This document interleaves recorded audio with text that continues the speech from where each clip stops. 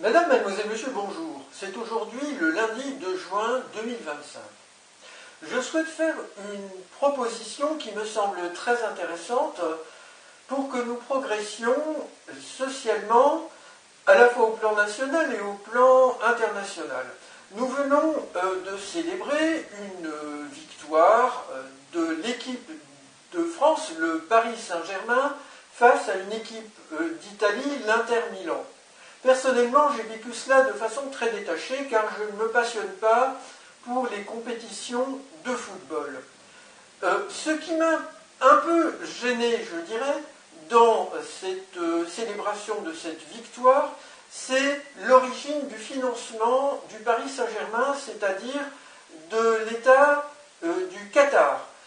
Le Qatar, selon certains observateurs, me semble-t-il, ne se situe pas très bien dans le plan du respect des droits de l'homme. Et je dirais que nous, en France, nous ne sommes pas si bons que ça non plus sur certains sujets. En effet, la contrôleuse des prisons s'est exprimée très récemment de manière très alarmiste et très ferme au sujet de la surpopulation dans les prisons en France. Plus de 80 000 détenus ont été recensés très récemment. Et la contrôleuse des prisons a ajouté que la France est engagée au plan européen pour la réinsertion des prisonniers dans la société à leur sortie de prison. Et elle estime, la contrôleuse des prisons toujours, que cela n'est pas bien réalisé depuis longtemps. Alors, j'ai noté par ailleurs que le Paris Saint-Germain va toucher un gros chèque de 150 millions d'euros de la part de l'UEFA pour sa victoire récente face à l'Inter Milan.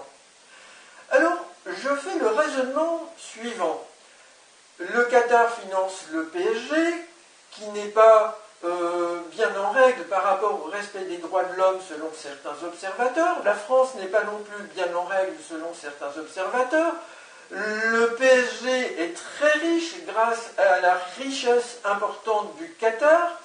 Ce chèque de 150 millions d'euros, alors que des dégâts considérables ont été causés par des voyous, d'une manière très dramatique, puisqu'il y a eu une ou deux personnes mortes, selon les liens qui peuvent être faits de cause à effet dans le contexte de ces célébrations, de nombreux blessés, de nombreuses casses de vitrines. Ces voyous, ils vont devoir rendre des comptes à la justice, certains d'entre eux vont être emprisonnés très probablement, et donc la question de leur réinsertion va se poser.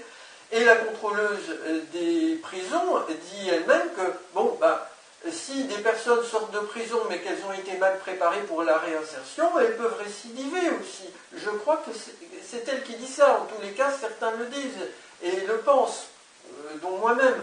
Donc, je propose ceci, est-ce que le Paris Saint-Germain, le club, serait d'accord de reverser une très grande partie de son chèque, sinon la totalité, au programme de réinsertion et dans les prisons françaises et de dépeuplement des prisons françaises, c'est-à-dire faire en sorte d'aménager les choses pour qu'il y ait moins de monde dans les prisons françaises, plutôt que d'en profiter lui-même, alors qu'ils sont très riches.